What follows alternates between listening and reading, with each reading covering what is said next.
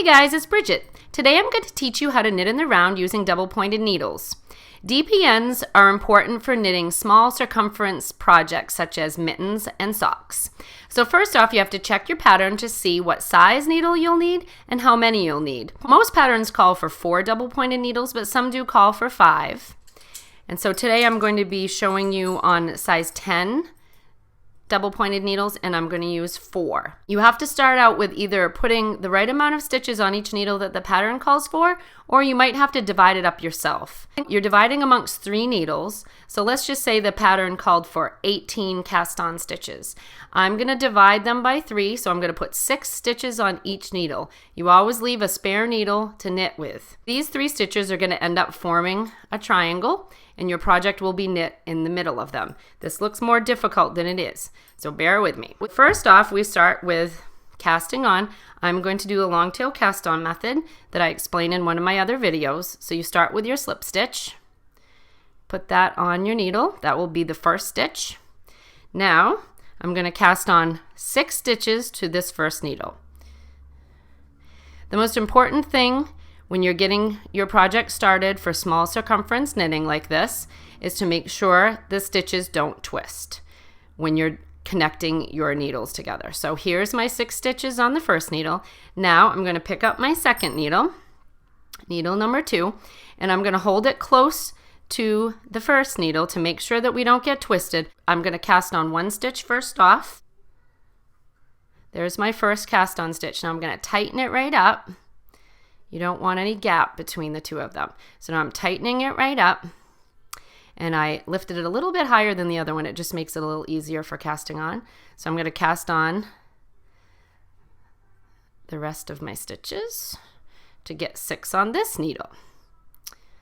There, so now I have 6 on needle number 1, 6 on needle number 2, and now I'm going to move on to needle number 3, and I'm going to hold these nice and close together like this. Now I'm going to put needle number 3 right up next to these like this. I'm going to get my first cast on stitch on my needle. I'm going to pull it up nice and snug. Just give it a good tug. And then I'm going to put that one up a little bit higher than the others so I can get the rest of my stitches cast on easily without hooking the other needle with my loops or anything. 4, 5, 6. So now I have 6 stitches on needle number 1, number 2, and number 3. Now it's time to join these needles together into a triangle. So the way I start is the last needle that I just put stitches on. I'm going to lift this up to make an X with needle number 2. Then I'm going to take the 3rd needle and I'm going to zoom it on down like this. Oops, underneath like this. There. So then I have formed my triangle. Now I'm going to turn it all around, holding them nice together like this, so that my working yarn is at the top of this needle here, off to my right. I'm going to bring the tail toward me. So this is the most important step of knitting with double-pointed needles, getting these in order like this. So I've got my triangle, I've got my tail pulled toward me, and my working yarn to the back off to the right here. Now is the time to pick up your extra double-pointed needle here. Now what we're going to do is we're going to start knitting with this working yarn, but we're going to knit the stitches on this needle over here that's right across from the needle that has the working yarn on it. So I'm going to knit into the first stitch, kind of coming from the top like this. Take my working yarn. This is a little tricky at first. Just focus, forget these needles over here. Focus on these 2 needles as though they're the only 2 you're working on. So we're going to knit the first stitch off as normal and snug it right up. You don't want any gaps between where your needles connect.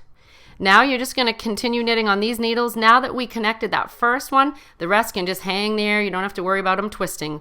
We know that they're not twisted. So now we're going to knit the rest of the stitches on needle number 1, like this.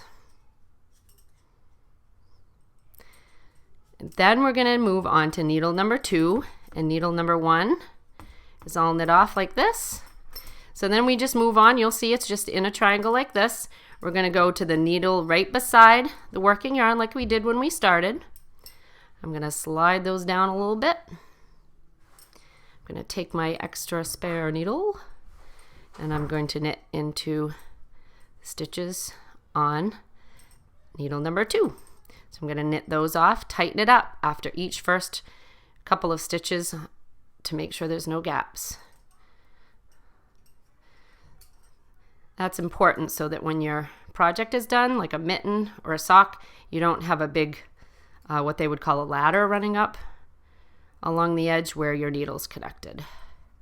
I still end up with a little bit of a ladder sometimes, but I try really hard to prevent that. So now we knit the stitches from needle number 2, and now we're on to move on to needle number 3. See, it looks a lot harder than it is. All you're doing is just, as long as you're focusing on knitting off this one needle and leave the others just hanging out there, it's pretty easy once you get them all connected without being twisted. So there. And I'm a tight knitter, so sometimes it's a little hard for me to get my needle in sometimes there. Okay, so now we've gone through all 3 needles. I've got my tail here. I usually use the tail to mark where the beginning of my row is. Some patterns will say to place a stitch marker, maybe like a stitch marker maybe between a couple stitches near the end of the 3rd needle or something, so you know when you're getting to the end of your round. But I find with mittens especially, I can just use my tail to mark the beginning of my row, because now I know if my tail is hanging right off here, then I'm ready to start all over again. So then you just continue knitting in this manner, following your pattern's directions, just like this. Make sure you always tug, make it nice and snug after the first couple of stitches, and then knit along just like this. And if you have any questions, please leave comments for me and I will help you out as much as I can. But I hope this has helped you to understand how to cast on so that you can start knitting in the round with double pointed needles to make some small circumference projects. Thank you for watching.